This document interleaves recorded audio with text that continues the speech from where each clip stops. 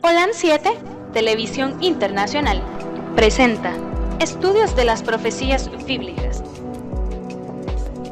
revelando las profecías para el tiempo del fin, a la luz de las Sagradas Escrituras y los escritos de la hermana Elena G. de White. OLAN 7 Internacional, sanando, educando y reconciliando. Queremos darle la cordial bienvenida a cada uno de ustedes. Que las ricas bendiciones de Dios les acompañen en esta hora muy especial. Queremos, primeramente, agradecerle a Dios por su instancia divina en este momento y asimismo a usted que hoy nos acompaña. Yo creo que va a ser una gran bendición porque Dios así lo ha prometido, que aquel que es fiel a su palabra obtendrá grandes bendiciones. Quiero, para comenzar, pedir la bendición de Dios para el estudio de esta tarde. Oremos. Padre Santo y Dios nuestro, con gran alegría, con gran gozo y con muchas expectativas, oh Dios, queremos comenzar este estudio. Sabemos de que hoy tú nos vas a hablar. Sabemos que a través de tu revelación divina aprenderemos, Señor, no para nosotros ser más, sino al contrario, para que tú, oh Dios, seas glorificado y que nos uses como vasos de honra, tal como lo hiciste con el profeta Daniel. Señor, nos encomendamos a ti, encomendamos estos estudios y lo agradecemos en el nombre bendito de Cristo Jesús. Amén y amén. Amén.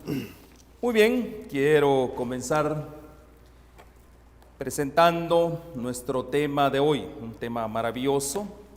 Ya empezamos a hablar acerca del libro de Daniel, su historia, un libro, empezamos a hablar la parte histórica. Y hoy vamos a entrar, ya comenzamos en el capítulo 1, verso 1. Y fue una experiencia maravillosa la que obtuvimos con el primer versículo de la Biblia. Mucho que hablar y yo creo que también quedó muchas cosas pendientes. Pero hoy también queremos avanzar en el estudio y vamos a hablar en el verso 2, ahí se va a centrar todo nuestro estudio. Para poder estudiar la palabra de Dios y específicamente este libro de Daniel, hemos invitado a personas que nos ayudan y que de una u otra manera son estudiosos, no solo de las profecías bíblicas, sino también estudiosos de la palabra de Dios, de los escritos de Dios.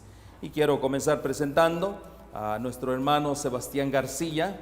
Usted ya lo ha visto aquí en el programa, siempre de las profecías bíblicas, pero hoy específicamente ha sido invitado para que nos ayude a avanzar en el conocimiento de la palabra de Dios, específicamente en el libro de Daniel. Así que mi hermano Sebastián, bienvenido, qué alegría verlo nuevamente con nosotros. Muchas gracias, pastor, un placer, un privilegio de que Dios nos invita a formar parte de y esperamos que sea una bendición este estudio para los hermanos en la distancia y para nosotros también. Amén. Que el Señor esté con ellos y con nosotros. Amén. Gracias, hermano Sebastián. También tenemos al pastor Contreras, Gustavo Contreras. Ustedes ya lo han visto en algunos programas con nosotros en OLAN 7, específicamente en Panorama Histórico del Cristianismo, un programa muy visto y que se lo recomendamos a usted. Fue una gran bendición y ahora lo tenemos como invitado también para que forme parte de lo que es el estudio del libro de Daniel. Pastor, es una gran bendición que usted esté con nosotros. Gracias, mi hermano Benedicto, hermanos que están en la distancia también, complacidos de que nos acompañen y que juntos hagamos esta travesía, cuál es el estudio del libro de Daniel. Amén. Podemos comenzar hablando acerca del libro de Daniel y lo podemos ver como un manual de historia, así lo podemos ver nosotros. Y no solo un manual de historia, sino también un manual de profecías. Esa es la importancia del libro de Daniel, que Dios a través de la inspiración divina, a través de una visión, al profeta Daniel se le da una visión anticipada de lo que iba a ser la historia del mundo. Y todo mundo hoy en día, yo creo que quiere saber cómo va a terminar el mundo. Bueno, si es que tenemos ese entendimiento que se va a terminar, porque para muchos este mundo no va a terminar. Pero bueno, en el estudio que hoy tenemos, Vamos a ver todos esos antecedentes de la historia del mundo. Y esto es como un repaso, el libro de Daniel es como un repaso de la historia, sino también es un repaso retrospectivo acerca de lo que son las profecías bíblicas. Entonces, aquí hay elementos predictivos, algunas predicciones que muchos quisieran saber, y usted hoy va a tener esa oportunidad.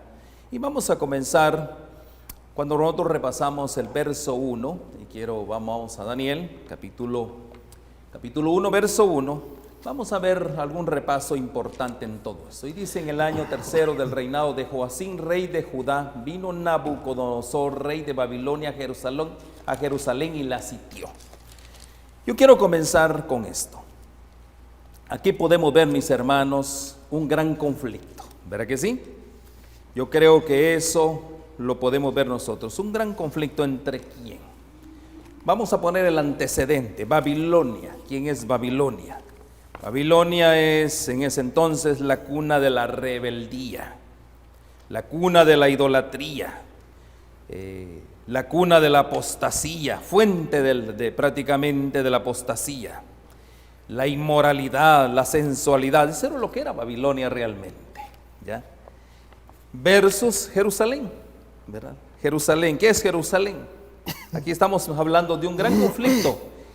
Para comenzar, en el mismo verso 1 vemos un gran conflicto. Babilonia y Jerusalén. Jerusalén representa ¿qué? La lealtad, la obediencia.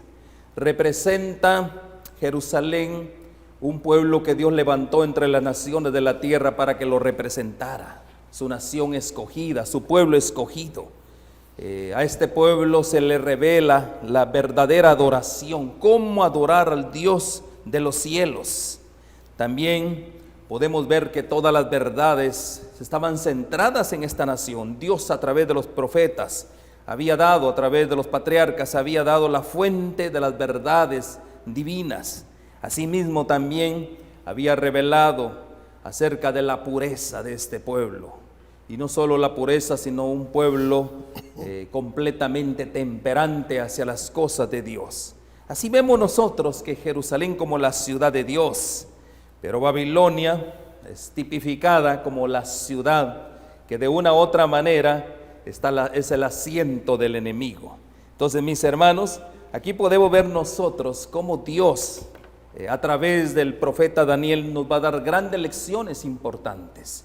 Y hoy queremos comenzar ya mismo con estas lecciones. Ya vimos el capítulo 1, pero me gustaría repasar en el contexto de Babilonia y Jerusalén, poder remarcar la parte que nos atañe, el verso 1. Y vemos aquí cómo Dios nos quiere revelar grandes mensajes para este tiempo.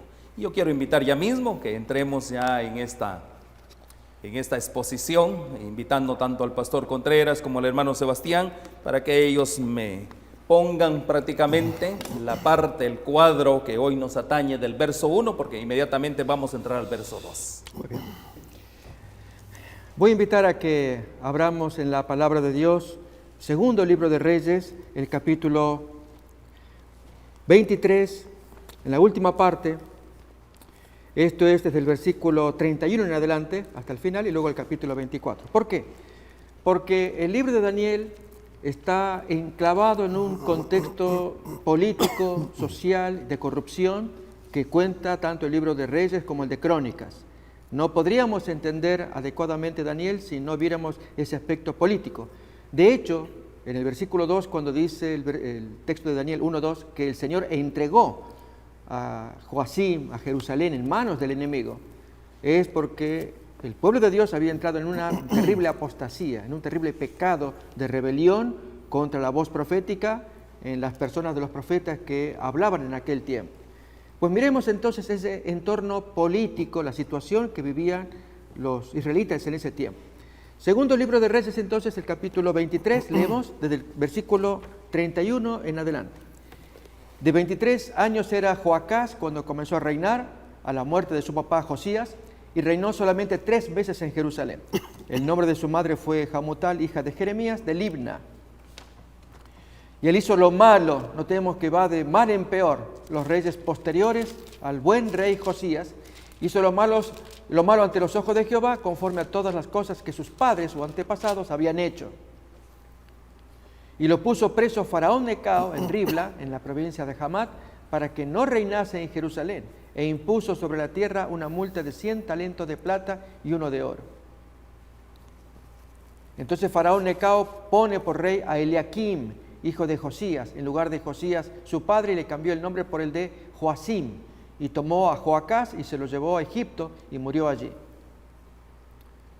Y Joacim pagó a Faraón la plata y el oro, mas hizo avaluar la tierra para dar el dinero conforme al mandamiento de Faraón, sacando la plata y el oro del pueblo de la tierra, de cada uno según la estimación de su hacienda, para dárselo a Faraón Necao.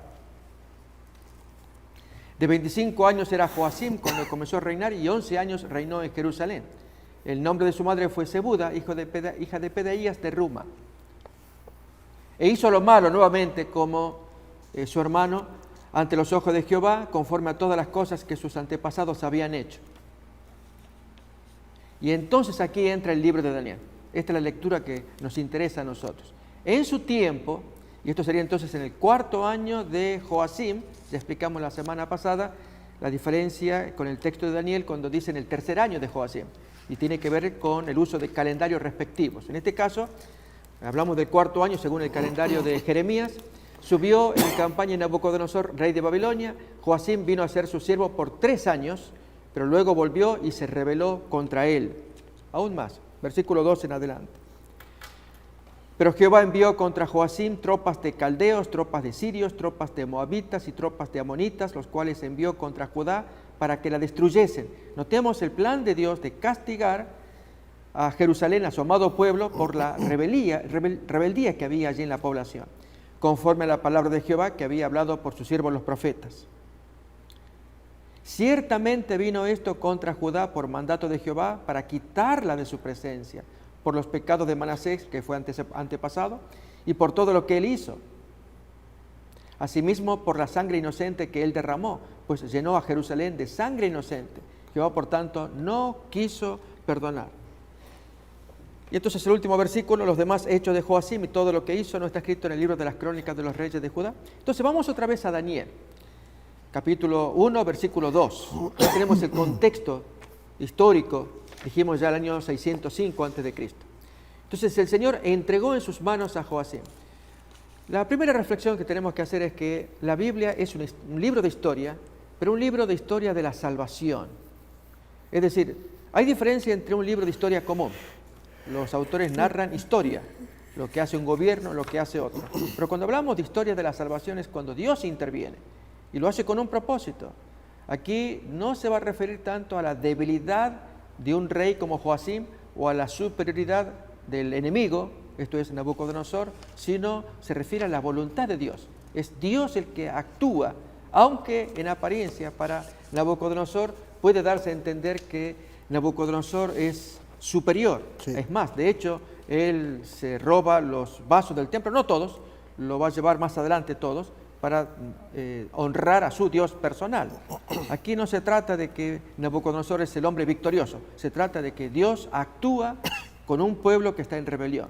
Y esta es una reflexión muy importante porque actualmente si tenemos que sacar lecciones para nuestro tiempo, aquí no se trata de que una potencia domine a otra, de que un gobernante de turno, un político, un presidente, ¿cuántos casos hay modernos que ensombrecen a las naciones con rebeliones políticas, derramamiento de sangre en algunos casos?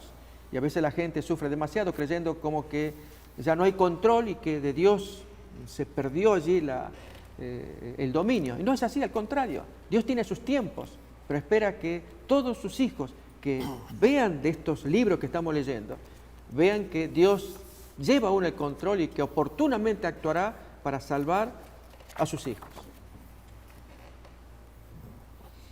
Amén.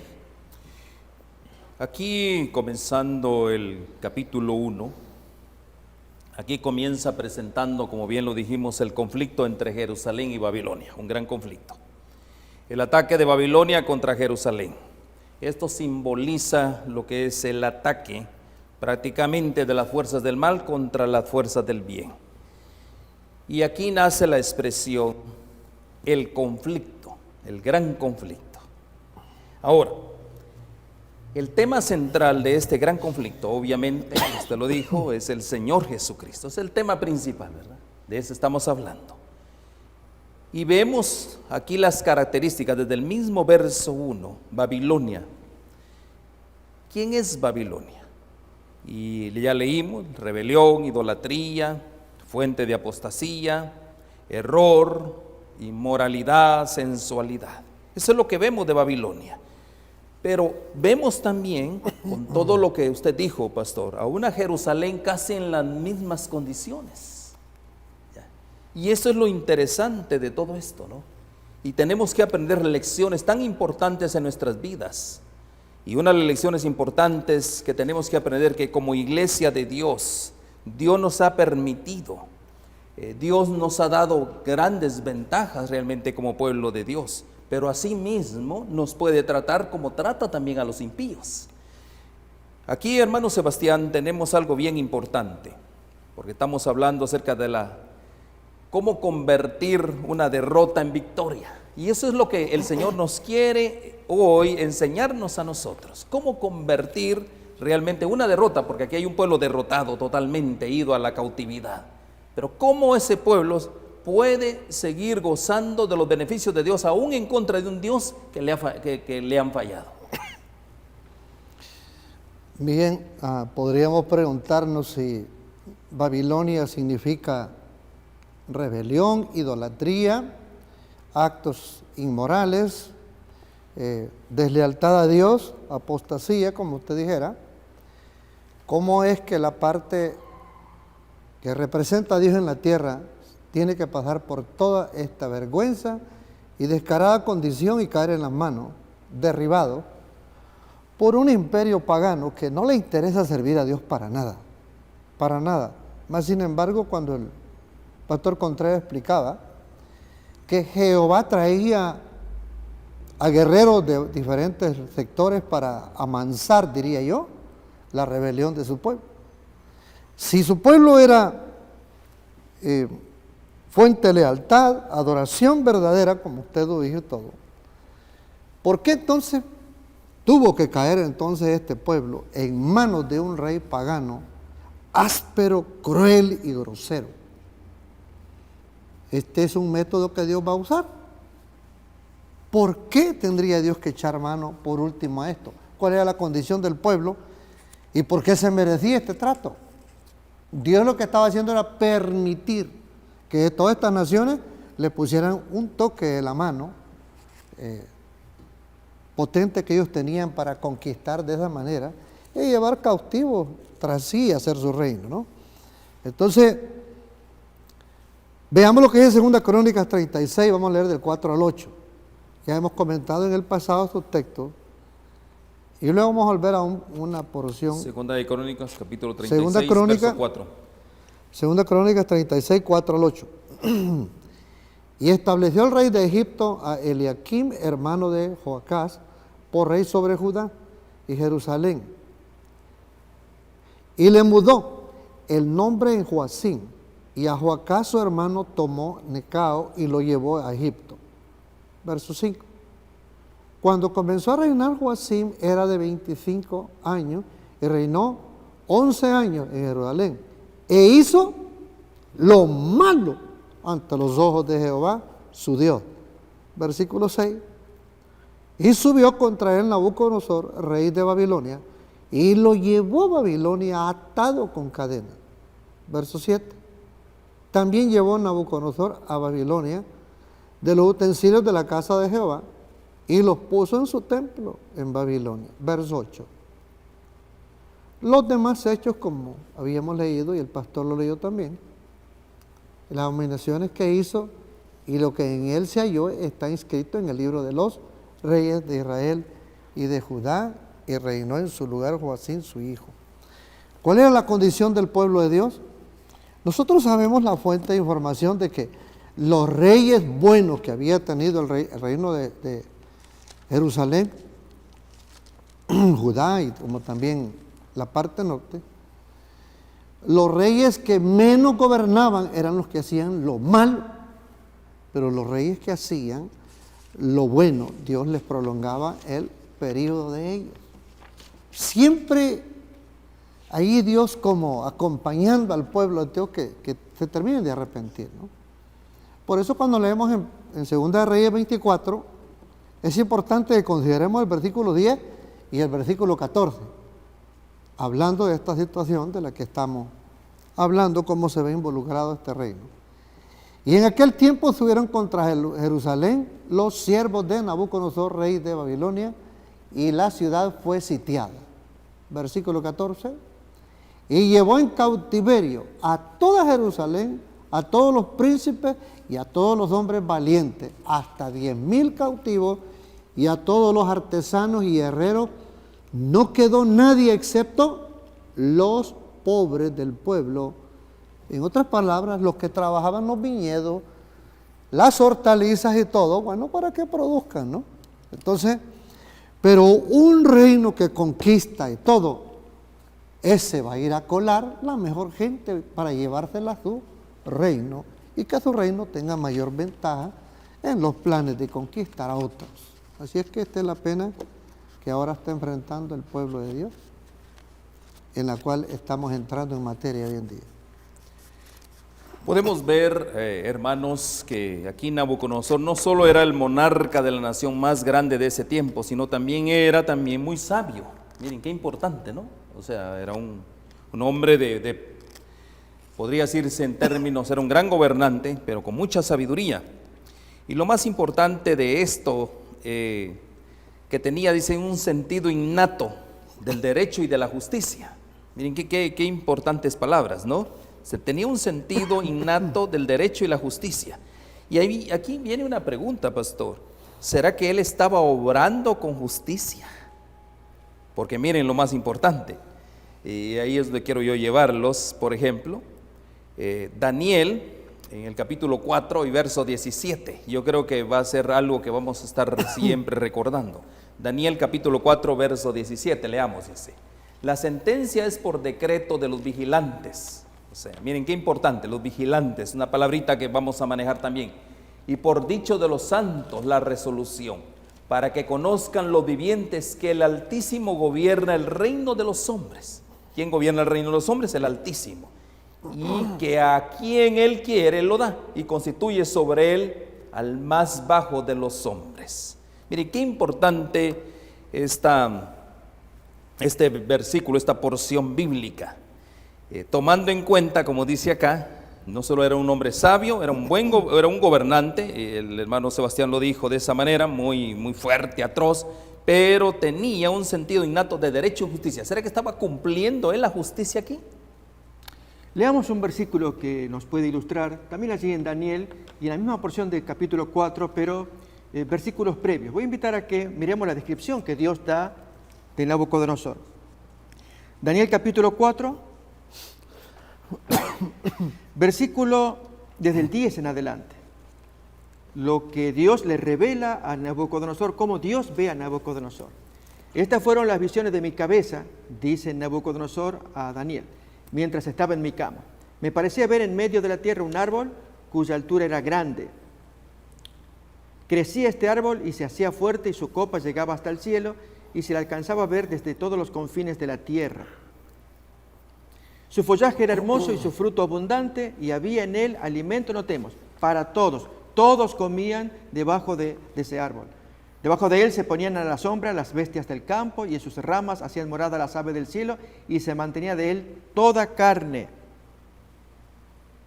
Vi en las visiones de mi cabeza, mientras estaba en mi cama, que aquí un vigilante y santo que descendía del cielo. Y allí entonces la orden de castigo para Nabucodonosor. Es decir, Dios mostró que Nabucodonosor era útil para servir a toda la gente. El hombre, bajo su dominio, podía dar mantenimiento, sostén, abrigo.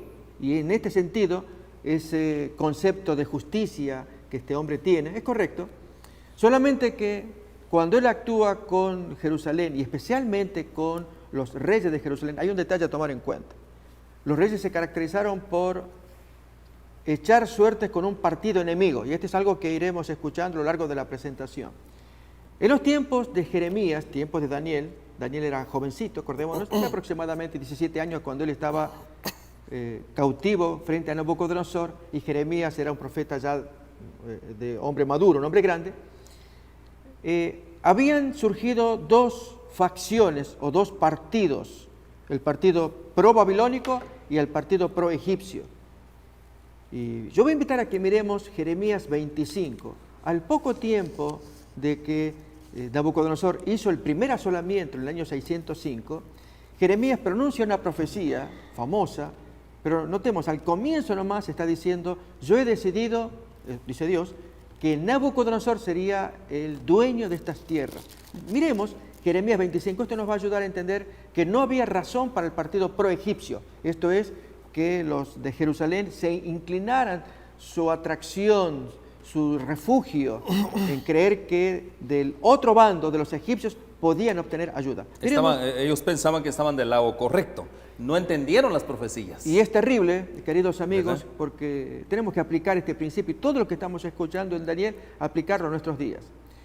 Muchas veces actuamos de una manera equivocada. Toda aquella gente, entre ellos principalmente los reyes, estamos hablando de Joacim, Joaquín, Sedequías, luego generales que le van a acompañar, mucha población, excepto Jeremías. Era la única voz disidente, porque el resto de la población simpatizaba con Egipto y veían a Babilonia como un imperio opresor, duro, sanguinario. ¿Qué relación podían tenerse con alguien que caía antipático desde el vamos, desde el inicio?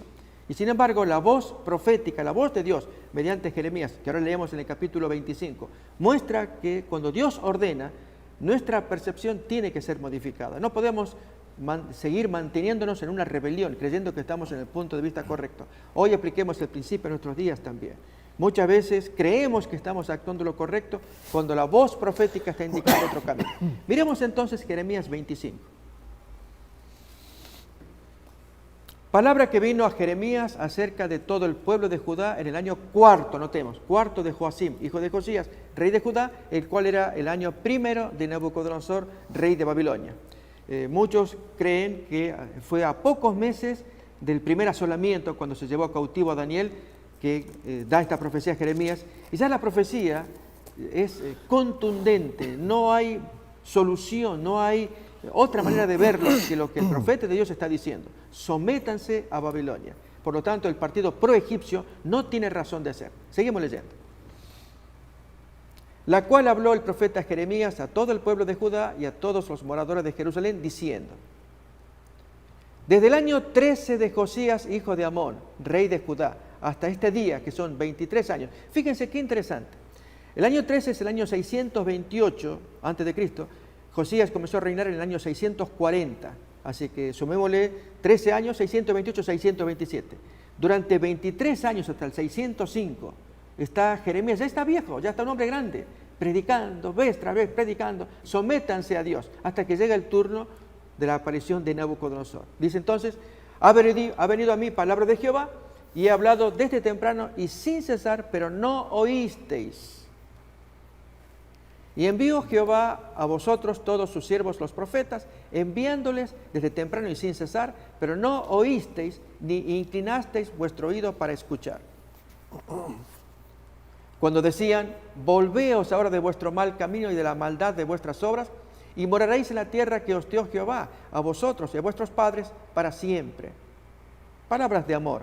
Y no vayáis en pos de dioses ajenos, sirviéndoles y adorándoles, ni me provoquéis a ira con la obra de vuestras manos, y yo no os haré mal, dice el Señor, por medio de Jeremías. Pero no me habéis oído, dice Jehová, para provocarme a ira con la obra de vuestras manos, para mal vuestro. Por lo tanto, y aquí viene la sentencia, esto es lo que nos importa, y esto es quizás una de las partes más dramáticas de todo ese tiempo de Daniel, y es: si Dios da la sentencia por voz profética, no cabe más una postura opuesta, como es la del partido pro-egipcio, y que va a destacar en casi todos los reyes, también en los generales que le acompañan. Aún, por dar un ejemplo más, cuando ya Nabucodonosor hizo el tercero y último asolamiento en que destruyó absolutamente Jerusalén. Hay una historia interesante en Jeremías 40, 41 y 42, donde se habla de que el mandamás, el capitán que Nabucodonosor dejó allí encargado, llamado Gedalías, lo atacan israelitas, un tal Itamar allí lo ataca, y entonces se le advierte a Gedalías, te van a hacer daño. Él no cree, y finalmente aparece un nuevo personaje, habiéndole hecho daño a Gedalías. Y este nuevo personaje le va a consultar a Jeremías, ¿qué hacemos? Y Jeremías le dice lo mismo, sigan creyendo lo que dije, Dios eligió a Nabucodonosor para que ustedes se sometan. ¿Y qué hizo entonces este Johanán, hijo de Carea, este señor? No creyó y se los llevó a toda la gente, a Egipto, incluido Jeremías también, desobedeciendo la palabra de Dios. Eso muestra que hasta el cansancio fueron rebeldes, vez tras vez. 23 años. 23 años fueron primeramente los años desde Josías, año 12 de Josías, 628, hasta que llega Nabucodonosor la primera vez. Luego 19 años más tarde, son 23 más 19, sumemos, son 42 años de pleno ministerio de Jeremías, predicando siempre lo mismo. Sométanse a Dios primeramente y ahora a Nabucodonosor. Y en el último ataque de Nabucodonosor, ni siquiera allí, el caso de Johanán, hijo de Carea, Jeremías capítulo 41 y 42. Entonces, vamos a mirar ahora el clímax de lo que Jeremías predica, esto es en capítulo 25, versículo 9 y 10, allí en adelante, la sentencia que Dios da por medio de Jeremías a toda la población: sométanse a Nabucodonosor. He aquí enviaré y tomaré a todas las tribus del norte, dice Jehová, a Nabucodonosor, rey de Babilonia, mi siervo, a él yo lo elegí, no al partido pro-egipcio, y los traeré contra esta tierra y contra sus moradores y contra todas estas naciones en derredor, y los destruiré, es decir, a Jerusalén, y los pondré por escarnio y por burla y en desolación perpetua. Y haré que desaparezca de entre ellos la voz de gozo y la voz de alegría, la voz de desposado y la voz de desposada, ruido de molino, luz de lámpara. Una sentencia que luego reaparecerá en Apocalipsis también.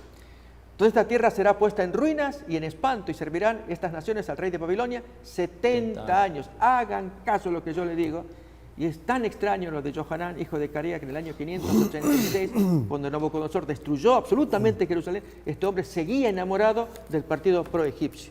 Entonces, saquemos una lección. Ahora, Lecciones maravillosas. Para hoy es, animo tanto a los hermanos que oyen estas lecturas de Daniel, Jeremías y Crónicas y Reyes y el contexto de aquel tiempo. Seamos sumisos. Acordémonos de lo que Gamaliel le dijo a sus colegas del Sanedrín. Si esta es obra de los hombres, se va a desvanecer. Pero si es de Dios, que no seáis hallados luchando contra Dios. Contra el mismo Dios. Y en este caso, a veces uno cree que está sirviendo a Dios, pero está en el bando contrario. Porque su percepción le dice, es que yo entiendo que el bando opuesto a mí es un bando de Satán, es un bando peligroso, dañino, cuando Dios hizo las cosas distintas. Soy yo el que tengo que ajustar mi percepción. Para ello, ¿dónde recurro para ajustar mi percepción? Tenemos la palabra de Dios, pero tenemos la voz profética, la del don de profecía. Amén. Hagámosle caso, como si hubiera sido a Jeremías en aquel tiempo. Haciéndole caso, se habrían ahorrado un sinnúmero de problemas, al punto que si vino el Nabucodonosor violento, fue por causa de la rebelión de aquella gente. Nabucodonosor se caracterizó más por el amor a sus construcciones. Él era más constructor, más que guerrero. Se le conoce más por las edificaciones abundantes que él hizo. Pero cuando veía una nación rebelde como era Jerusalén, él no tenía perdón, y era por amor al partido pro-egipcio que había engañado a toda aquella generación. Aquí podemos ver, mis hermanos, que Dios comienza a levantar una gran personalidad. Y en este caso al rey Nabucodonosor, el hombre más sobresaliente en ese entonces en el mundo gentil. Miren qué importante es esto, ¿no? Y ahí lo mismo lo dice en Ezequiel capítulo 31, verso 11. Vamos a Ezequiel 31, 11. Cómo Dios, a través de la revelación divina, habla acerca de este hombre. Dice, yo lo entregaré en manos del poderoso de las naciones. Miren cómo le llama Dios a Nabucodonosor. Que de cierto le tratará según su maldad, yo lo he desechado. Miren qué importante es esto. Entonces, mis hermanos, aquí podemos ver nosotros el papel ya protagonista que Nabucodonosor comienza en el plan divino. Miren qué importante. También ahí en Jeremías, usted está hablando del profeta Jeremías, como Jeremías en el capítulo 27, verso 6, mire cómo se le llama, qué connotación tiene aquí Nabucodonosor. Jeremías capítulo 27, verso 6 dice: y ahora yo he puesto todas estas tierras en manos de Nabucodonosor, rey de Babilonia, mi siervo, y aún las bestias del campo les he dado para que les sirvan. Miren qué importante es esto, ¿no? Ahora, aquí hay propósitos en todo esto, ¿no? Y me gusta cómo Dios opera. En primer lugar, hermano Sebastián, aquí Dios ya estaba usando nombre, pero también como consecuencia de la rebeldía de su pueblo, ¿verdad? Aquí, en este caso, Judá, ¿verdad que sí? Una población que Dios había levantado para hacer luz de las naciones, lo empieza esa cautividad. Primeramente, Nabucodonosor, con propósitos eternos, pero ahora vemos nosotros esa cautividad. ¿Para alcanzar qué, hermano Sebastián? ¿Cuál era el propósito de Dios en todo esto? Es interesante que nosotros considerar de que la cautividad tiene un propósito: llevar a su pueblo a que se arrepientan. Amén. Mediante el verdugo. Y el verdugo estaba haciendo Nabucodonosor era el verdugo para que se arrepintieran. Ese iba a ser el amansador ahora. Amén. Buena palabra. Y Dios tiene que sacar de todo ese pueblo llevado en cautiverio, tiene que quedar un remanente. Amén, amén, amén. Y los demás, si no hacen caso, ese hombre los va a acabar. O más les vale que hagan caso. Entonces la otra es que Dios, utilizando a los valientes hijos de Dios, Dios los quiere llevar su mensaje a un imperio que no conoce al Dios verdadero. Y entonces hagámonos una pregunta aquí. Si este es del pueblo de Dios, y ahí nos cita a nosotros por qué estaban cayendo en manos de un rey pagano, que no le interesa buscar a Dios ni saber de Dios nada. Mas sin embargo, lo que el pastor Contreras dijera, ya estaba escrito, se los había repetido, no solo el rey, sino que también el profeta anteriormente les había dado pistas, ¿no? Entonces suele preguntarnos aquí, ¿cuál entonces serían las razones por las cuales debería de ir al cautiverio a esta gente? ¿Por qué razón tenía Dios un plan utilizando a naciones imperiales, paganas, que solo andan buscando sacar lucro, hacerse más grande, más rico a través del sudor de otro, las propiedades de otro, lo que el otro ha recogido, ¿no? Porque de eso se trata la conquista. Yo recuerdo cuando estaba en el 9º grado, desde el 7º adelante le enseñan a uno la historia de Mesopotamia. Y ahí aprende uno también cómo es que ese plan de conquistar a otro, le van viendo lo que este tiene, le echan un ojo, así como el rey cometió aquel error de enseñar todas las cosas que Dios le había dado. Entonces, conquistador dice, más tarde volvemos por ti. Ahora vamos entonces a considerar las razones por qué tuvo Dios que permitir que cayera este pueblo. Vamos a ir a Jeremías capítulo 22 y vamos a leer del versículo 13 al 17. Jeremías 22, 13 hasta el 17. Ay del que edifica su casa sin justicia y sus palabras sin equidad, sirviéndose de su prójimo de balde y no dándole el salario de su trabajo. Verso 14, que dice, edificaré para mí casa espaciosa, sala airosa, y le abre ventanas, y la cubre de cedro, y la pinta de bermellón. Verso 15, reinarás porque te rodeas de cedro. No comió y bebió tu padre e hizo juicio y justicia y entonces le fue bien. Versículo 16, él juzgó la causa del afligido y del menesteroso y entonces estuvo bien. ¿No es esto conocerme a mí? Dice Jehová. Amén. Versículo 17, mas tus ojos y tu corazón no son sino para tu avaricia y para derramar sangre inocente y para opresión y para hacer agravio. Mire la situación que estaba pasando este reino de Dios. El reino Aquí de no, Judá. aquí no estamos hablando que es un reino pagano, era el reino de Dios. El pueblo de Había Dios. una flotilla de bandidos metidos allí todos, que estaban sacando ventajas al pueblo a como hubiera posible sacarle el proyecto, el provecho más pronto posible obtener. Vamos a ver entonces otra cita bíblica.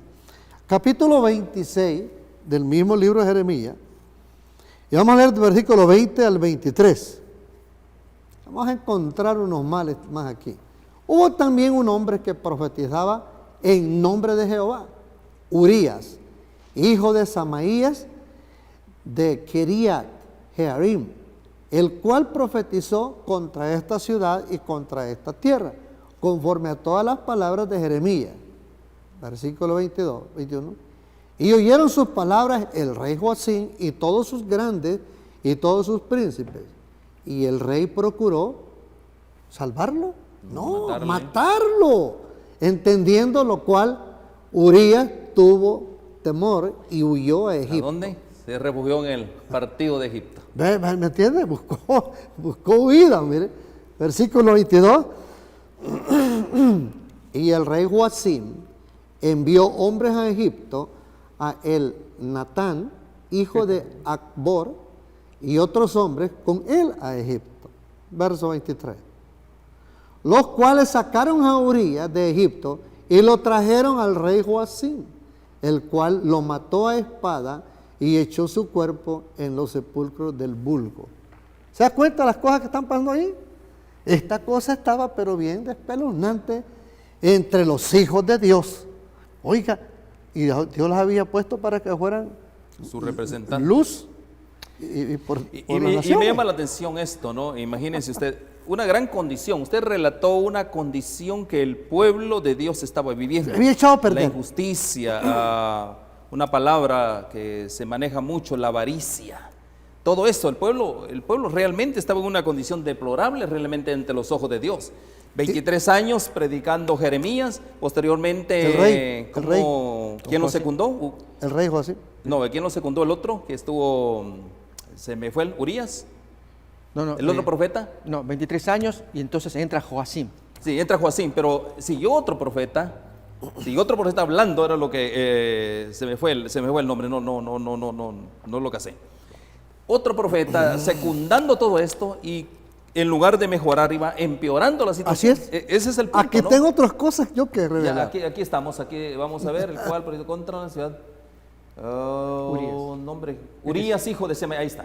¿Verdad? Hubo también un hombre que profetizaba en nombre de Jehová, Urías, hijo de Semaías, de Kiriat Jearim, el cual profetizó contra esta ciudad y contra esta tierra, conforme a todas las palabras de Jeremías. O sea, lo secundó Sí, prácticamente, sí. ¿verdad? Ajá, lo acompañó. ¿Verdad que sí? Pero miren qué importante es esto, pastor.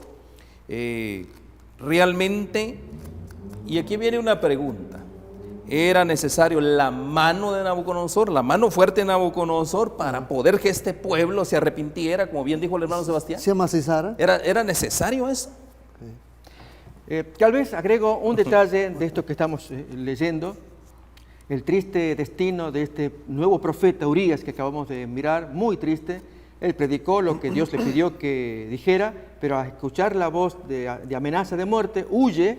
Es cierto, fue a Egipto, no necesariamente conectado con el partido por egipcio, fue a buscar refugio, pero de Claro. allí el maligno lo hace traer y lo matan. Pero miremos lo que le pasó al mismo Jeremías con este Joacim.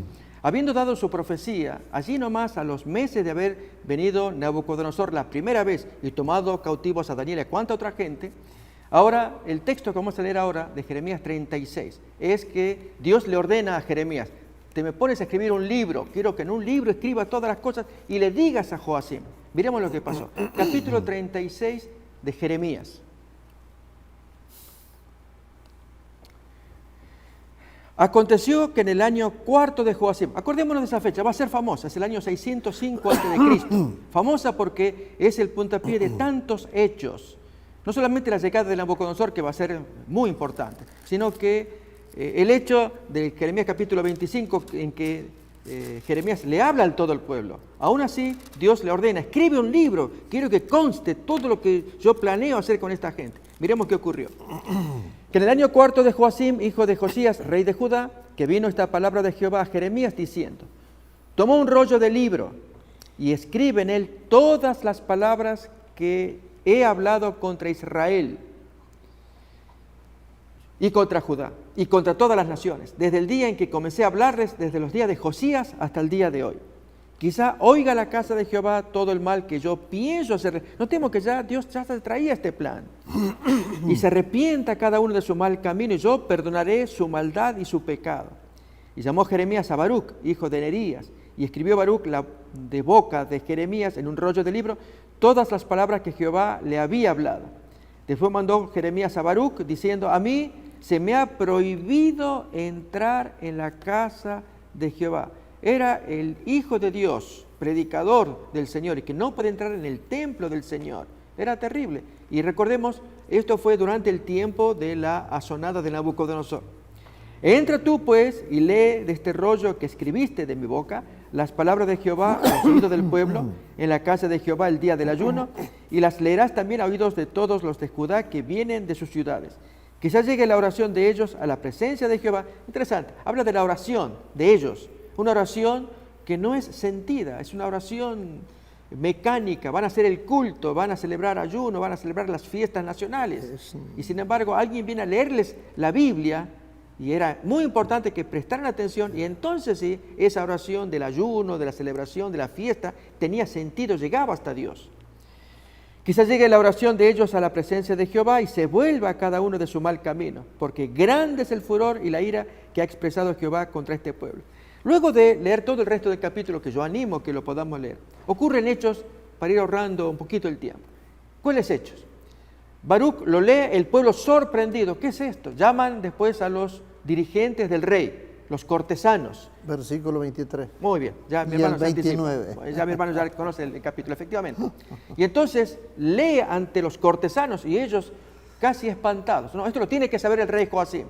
Y entonces traen el rollo ante Joacim el rey. Miremos el desenlace. Voy a invitar a que leamos ahora de Jeremías 36, 23. versículo 23. Vamos a leer el versículo que nos sugiere Sebastián. Y el 29. Cuando Yehudí había leído 3 o 4 planas, lo rasgó el rey con un cortaplumas de escriba y lo echó en el fuego que había en el brasero hasta que todo el rollo se consumió sobre el fuego que en el brasero había. Y no tuvieron temor ni rasgaron sus vestidos el rey y todos sus siervos que oyeron todas estas palabras. Versículo 27 ahora.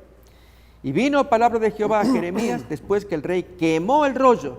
Esto va a ser entre el año 4 y 5 porque el texto nos va a mencionar que el año siguiente todavía eran meses que estaban corriendo de gracia para que escuchen la voz de Dios. Que después que el rey quemó el rollo, las palabras que Baruc había escrito de boca de Jeremías, Dios dice, 28, vuelve a tomar otro rollo y escribe en él todas las palabras primeras que estaban en el primer rollo que quemó Joacim, rey de Judá. Es decir, Dios insiste hasta el cansancio. Le quemaron la Biblia. Y Dios le dice entonces a Jeremías, otra vez hazlo, escribe de nuevo, háblales de nuevo, hasta el cansancio.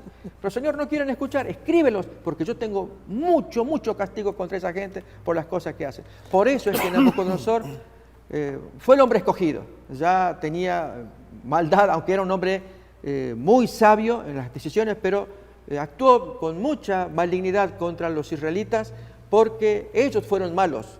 Porque defendían el partido pro-egipcio, el partido contrario, en lugar de someterse pacíficamente. Jeremías fue el único que logró salvarse, pero aún así, Joharán, hijo de Carea, los llevó preso con los poquitos que quedaban del remanente, se los llevó a Egipto y después tuvieron que regresar.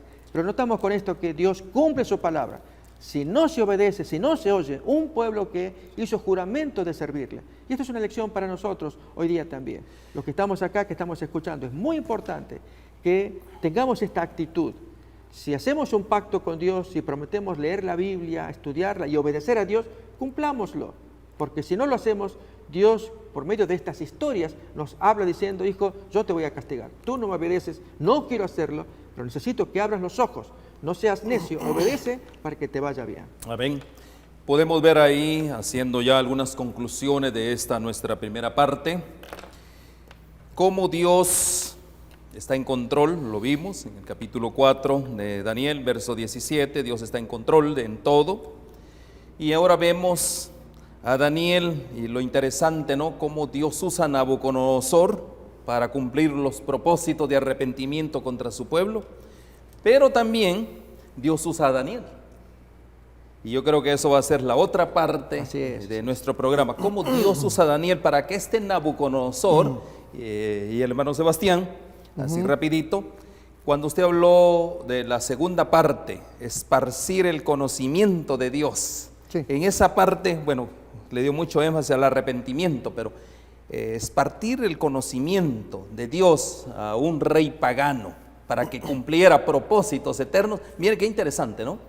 Así es. Me llama la atención, así brevemente, como para hacer un resumen final de esto. Debemos de interesarnos de que no todo lo negativo que aparente, podemos pensar un poquito el pensamiento, esa cantidad de kilómetros que tuvo que caminar Daniel sin merecerlo, un hombre que fue preparado en su infancia temprana, y honor a los padres que toman la responsabilidad de criar y educar a sus hijos, no sabiendo para qué tiempo Dios los va a levantar, los va a utilizar como herramienta suya.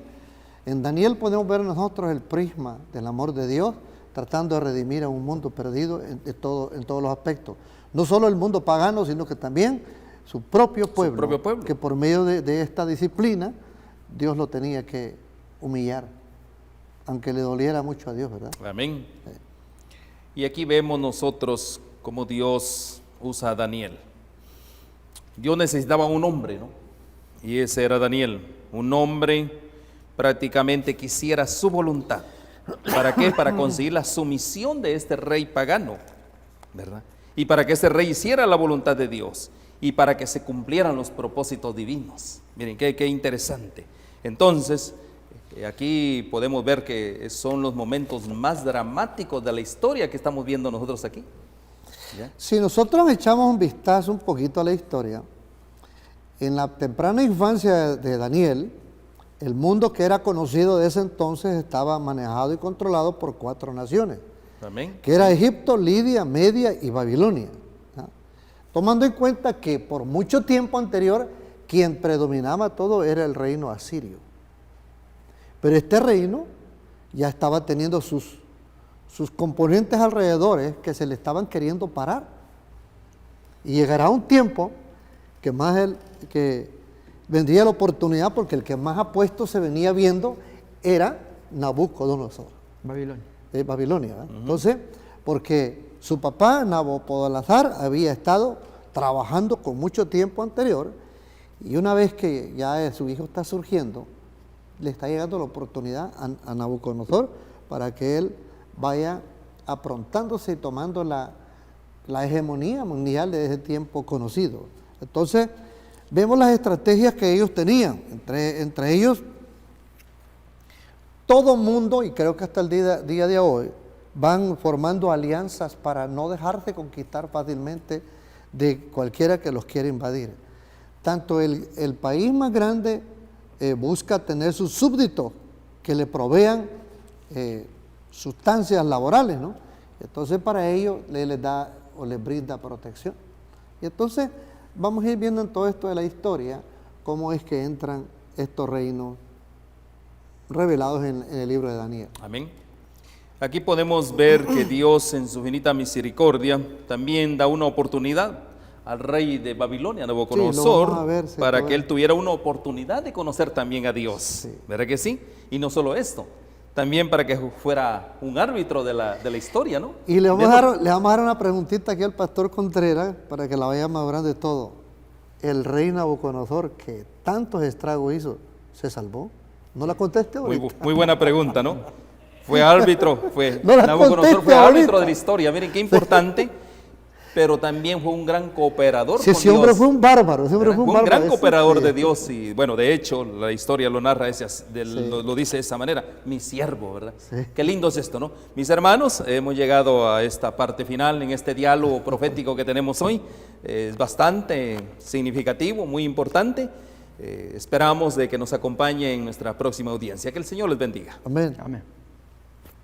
Holan 7, Televisión Internacional, presentó Estudios de las profecías bíblicas. Revelando las profecías para el tiempo del fin. A la luz de las Sagradas Escrituras. Y los escritos de la hermana Elena G. de White. Olam 7 Internacional, sanando, educando y reconciliando.